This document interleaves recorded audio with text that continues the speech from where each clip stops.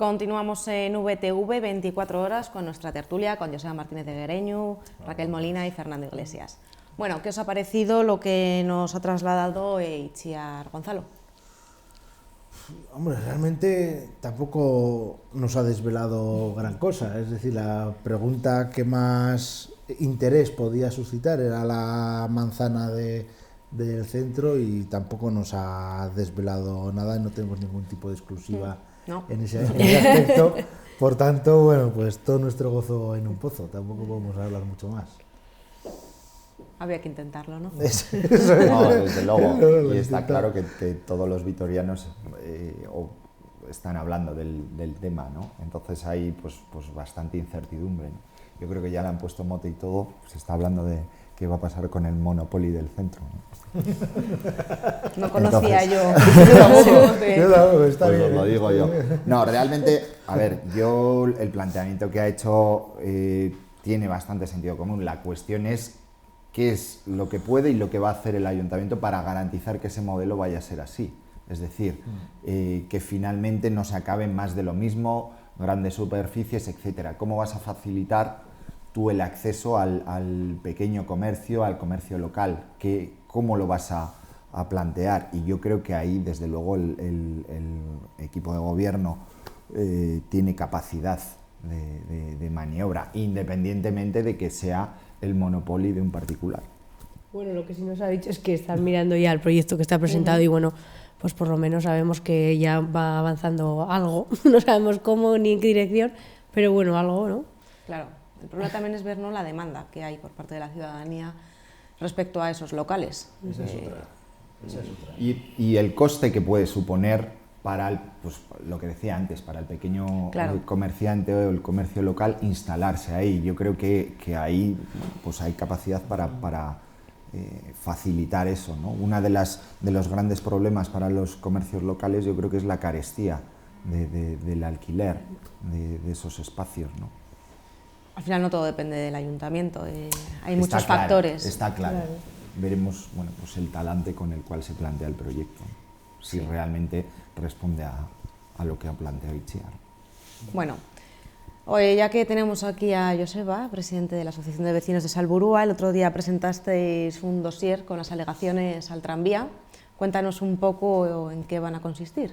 Sí, realmente hoy se terminaba el plazo dado inicialmente por el gobierno vasco, a la cual se ha ampliado hasta el 14 del mes que viene.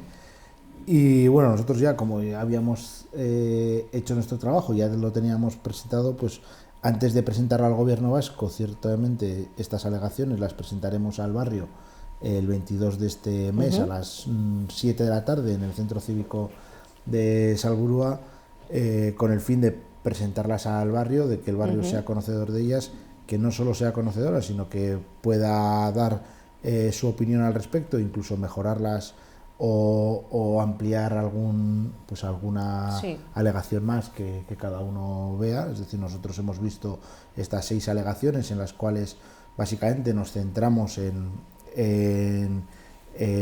2 muy claras, que es la que prácticamente todo el mundo nos está diciendo que lo ideal es no pasar el tranvía por la margen o por la acera oeste de Boulevard de Salburua, sino que vaya por la propia mediana. Con eso lo que ahorramos y lo que conseguimos es que en los 2 años que dura la obra la afección a los vecinos y al tráfico sea muchísimo menor, puesto que solo tienes que modificar la mediana.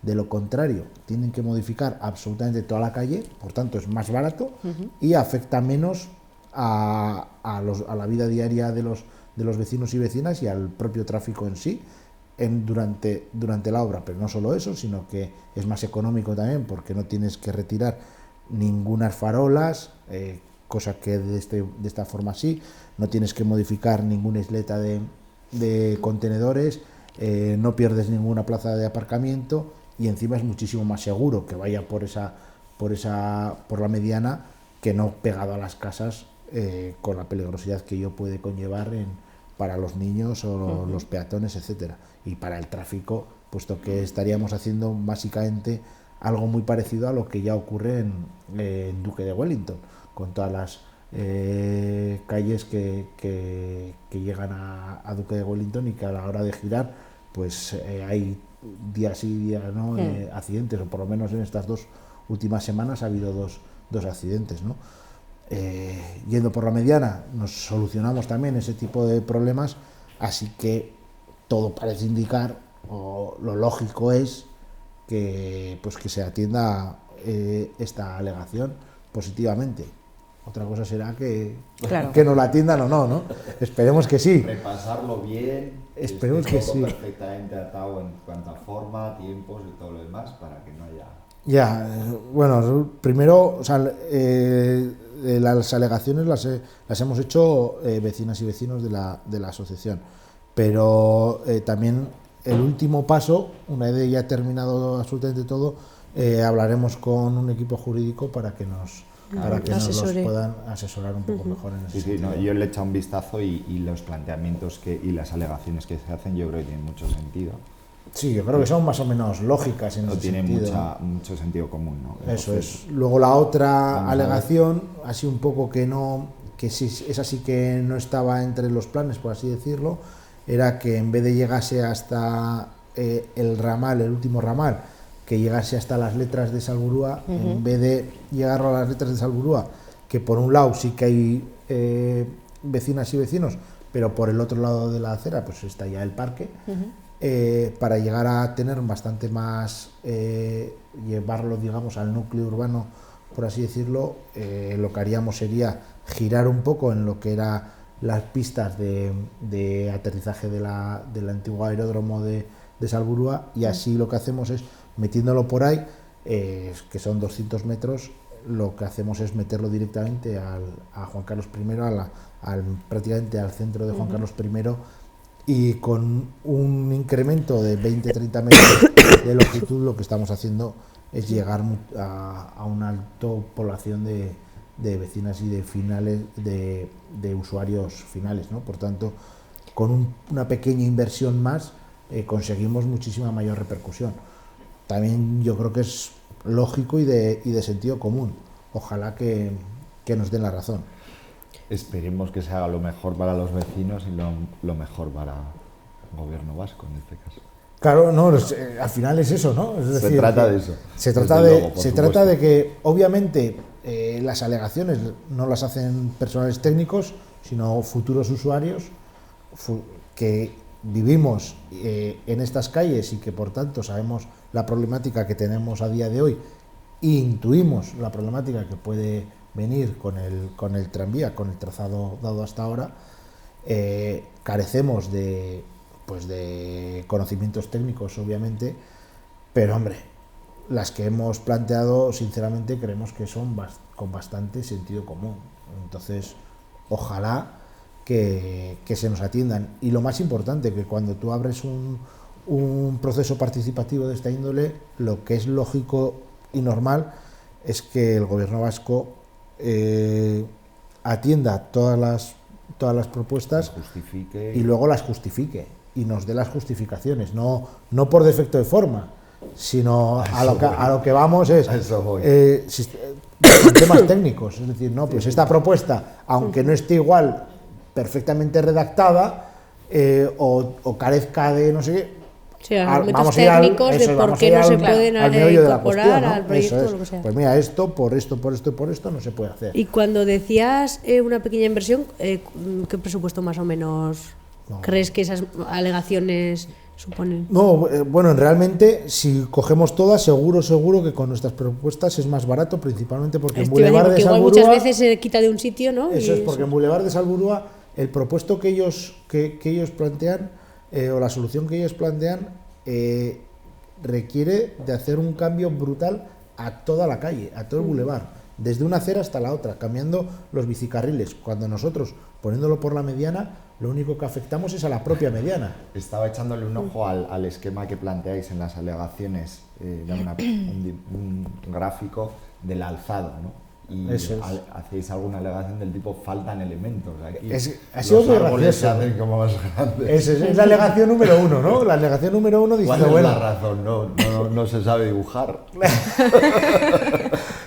No lo hemos puesto, pero bueno, pero que cada uno saque sus propias conclusiones, pero ciertamente... Un árbol enorme cuando la escala... Eso es, y justo cuando nada afecta, y el voladizo de los desaparece. edificios, no hay voladizos, entonces claro, las cotas de los 4,7 pasan se cumplen, tal, claro, y si no cumplen, ¿no? Bueno, pues son detalles que chocan, que es casi un despiste.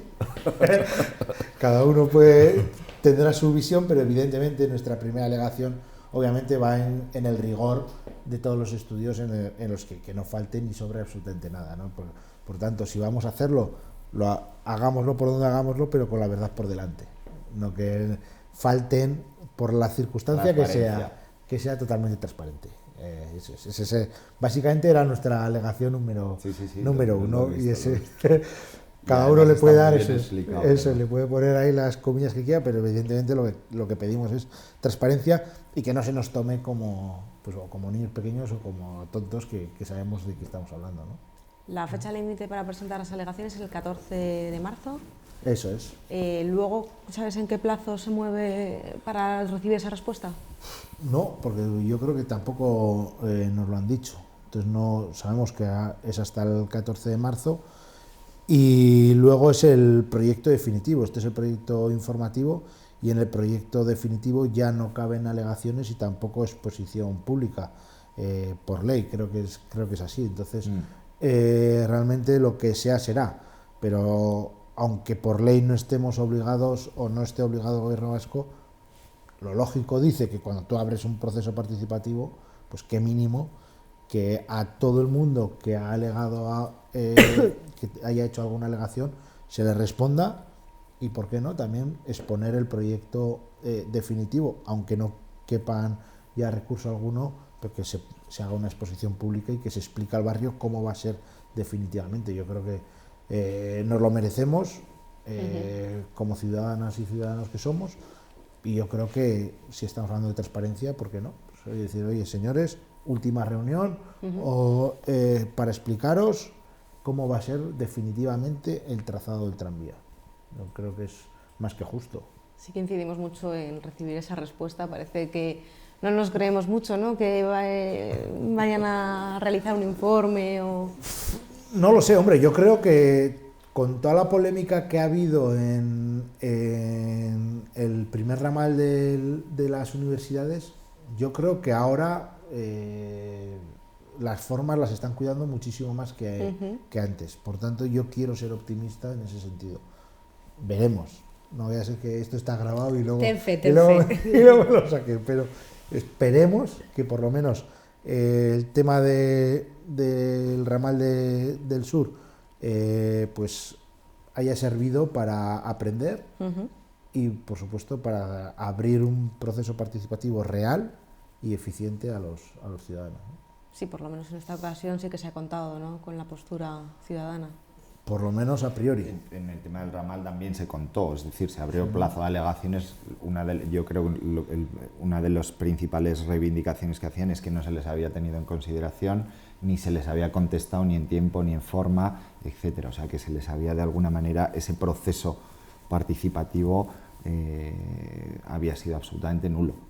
Y habían perdido tiempo y energías ahí. Pero bueno, si eso sirve para que a vosotros realmente, o el planteamiento, a vosotros y a nosotros, que yo también soy vecino, nos realmente sirva para mejorar el proyecto y que realmente responda a los intereses del ciudadano, pues... Hombre, yo creo que contestarán seguramente una vez que se haga el informe por los técnicos y las técnicas, me imagino yo que sí, ¿no?, que se tendrá en cuenta. La lógica dice eso, cuando tú abres un proceso participativo, no, claro. Eso es, y que te digan sí por esto o eso no por lo otro. Es decir, eso es. Yo creo que es otra cosa justo, es que te lo tumben en una frase y no te guste. Bueno, pero te han contestado, ¿no? Porque muchas veces también nos quejamos de la respuesta, pero bueno, mientras se dé respuesta, ¿no?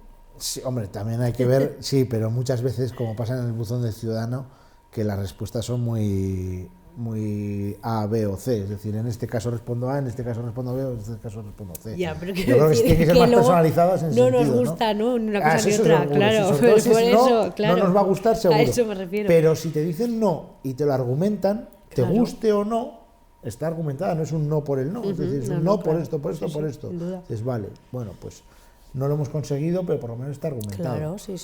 En el caso del sur, yo desconozco y no sé, no lo sé, entonces no puedo opinar. Yo sí que sé que a última hora se ha modificado el trazado, a ultimísima hora, incluso ya con licitado el ramal. No sé si los cambios son los que alegaban o no alegaban. Eso no lo sé, lo desconozco. Lo que sí que sé es que la plataforma sigue en contra. Yo ya me atrevería a decir, más que en contra del ramal, en contra del tranvía en sí. Que entonces ya podríamos... Pero eso me atrevería a decirlo, pero esa es mi opinión. Esa es mi opinión personal, ¿eh? Mi opinión personal es que la plataforma está en contra del tranvía en general. Que en muchos casos yo incluso le puedo dar la razón, ¿eh? Pero no está en contra del trazado del tranvía al sur, sino está en contra del tranvía en general. Puede haber casos que sí, otros que no, pero para mí mi opinión es esa, porque los cambios que han habido ahora siguen sin gustarle ninguno. No es que, no, este me gusta, esto no, esto tal. No, es que en general seguimos igual. Dices, hombre, pues, ostras, si han cambiado y lo han cambiado por vosotros, ostras, pues no sé. Pero yo creo, desconozco del todo. Yo creo que todo esto que está pasando tiene una clave que es interesante, y es que los procesos participativos se deben de potenciar. Y se potencian, yo creo que tomando en serio y en consideración esas propuestas. Que no siempre, insisto, no siempre tienen que ser a favor, pero sí por lo menos bien argumentadas y desde luego... sabiendo con quién hablas y sabiendo que los ciudadanos tienen muy claro cuáles son sus necesidades. Y yo creo que todavía nos queda mucho por avanzar en ese sentido, en procesos participativos abiertos a los ciudadanos, pero en muchos ámbitos.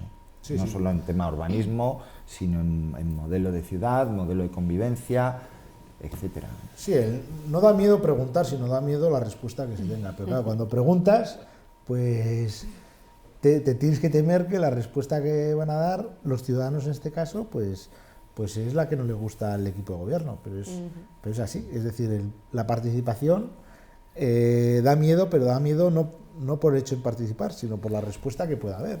Pero es una parte previa importantísima, transparencia, es decir, trasladar la información en los términos en los que se va a hacer la consulta, muy exhaustiva y muy precisa, ¿no?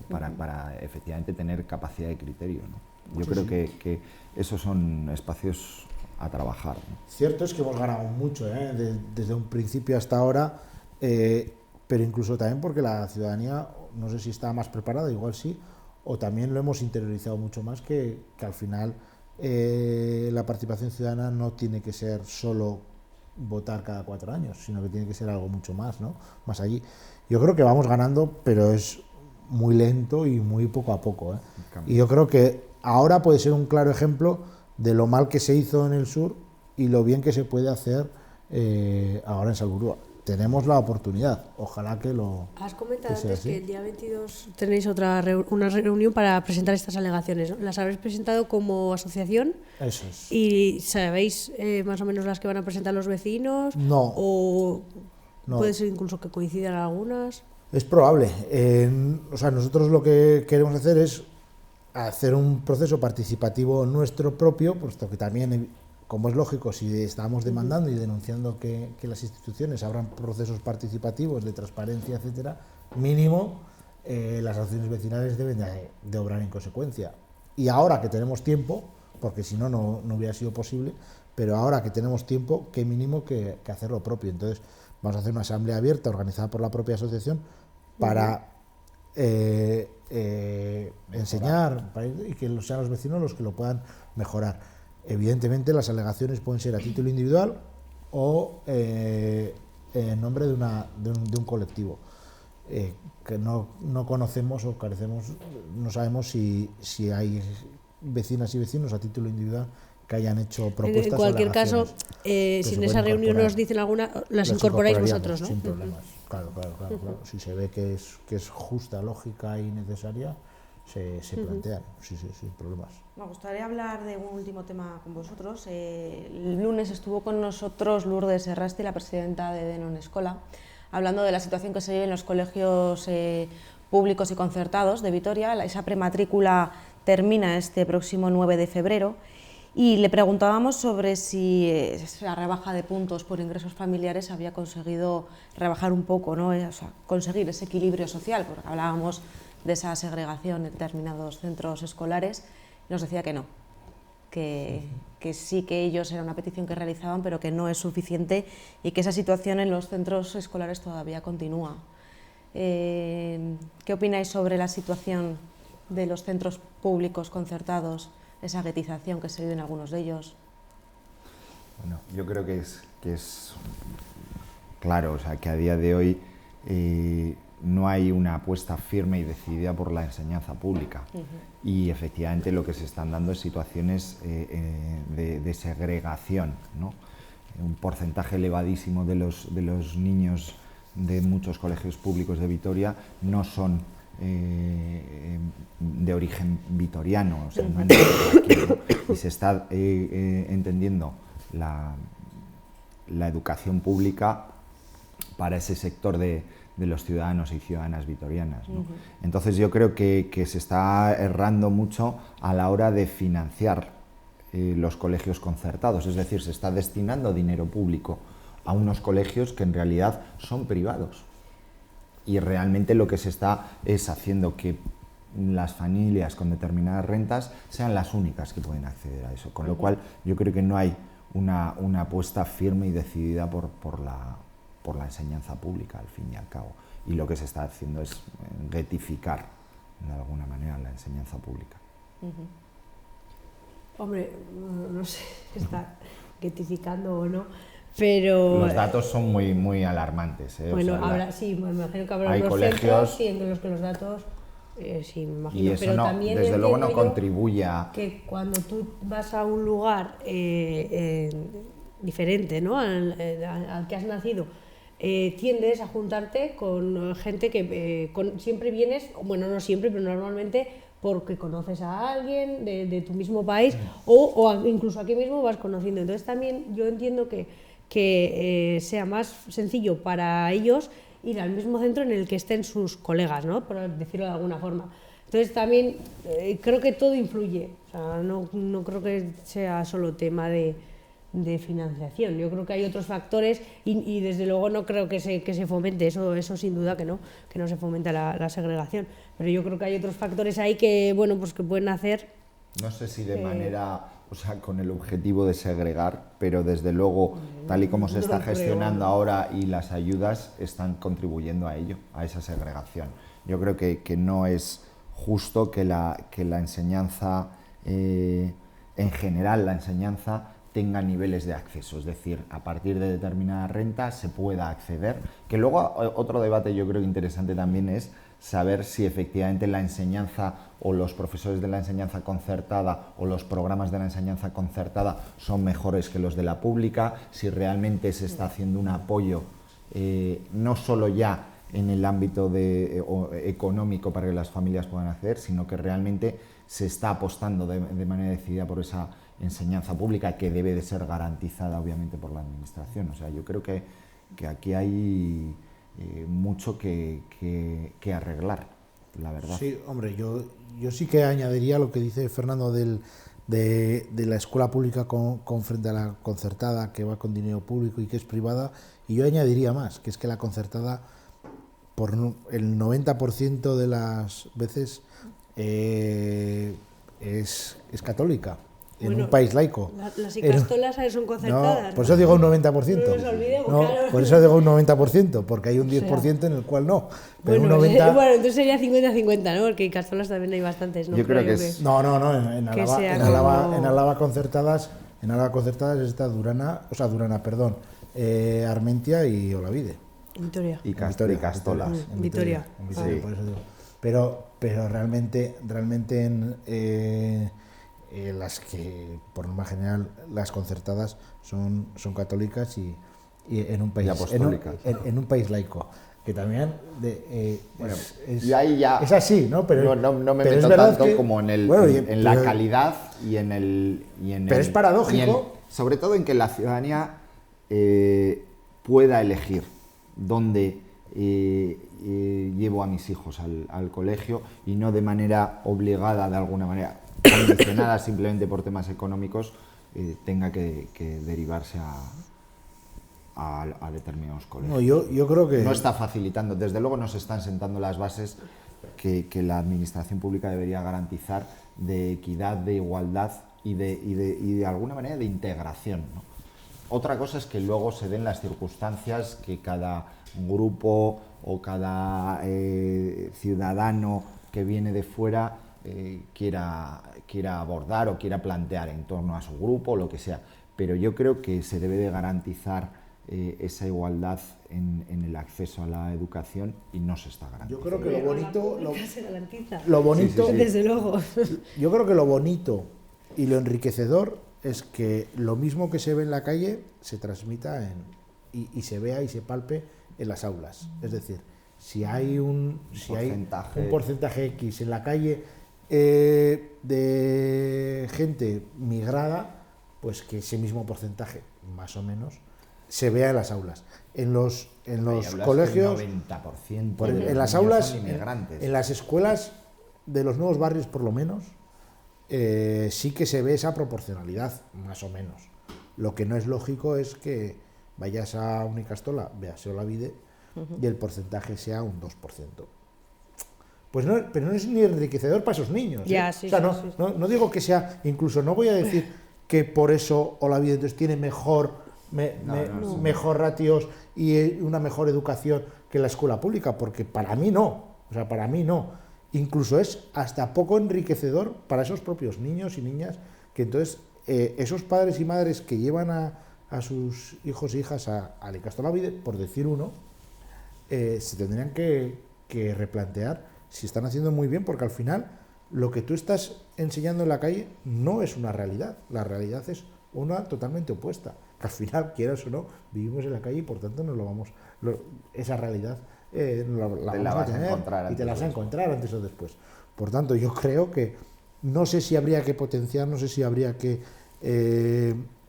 becar a niños o niñas de migrantes que no puedan acceder a la concertada, que puedan acceder. No sé cuál sería la norma para hacerlo, pero que sí sería bueno que para las privadas sean absolutamente privadas y que las públicas sean realmente públicas. El término concertada yo creo que es de alguna manera yo creo que no es acertado. Pero estaríamos haciendo guetos igual, ¿eh? Si hablamos de guetización, si las privadas son privadas, entonces lo que estamos haciendo es que realmente el pudiente se meta ahí. En el mismo sitio, pues una burbuja, hacemos una burbuja. Yo entonces apostaría claramente por la pública. Entonces quitaríamos todas las concertadas. Y privadas. Y privadas. No, todas las privadas y concertadas se morirían. Hombre, habrá que elegir también cada uno y la carta de racionamiento también, ¿no? No, a ver, yo creo que se puede alcanzar un punto medio, y desde luego, tal y como se está planteando a día de hoy, yo creo que tenemos un grave problema ahí en la educación. Porque no hay, efectivamente, como decía, es un derecho poder acceder a la educación pública, y no se está garantizando ese derecho en absoluto. Bueno, lo dejamos aquí por hoy, nos vemos el próximo miércoles y gracias por haber venido a este gran Hotel Lacua. A vosotros, encantado. Y nosotros continuamos aquí en VTV.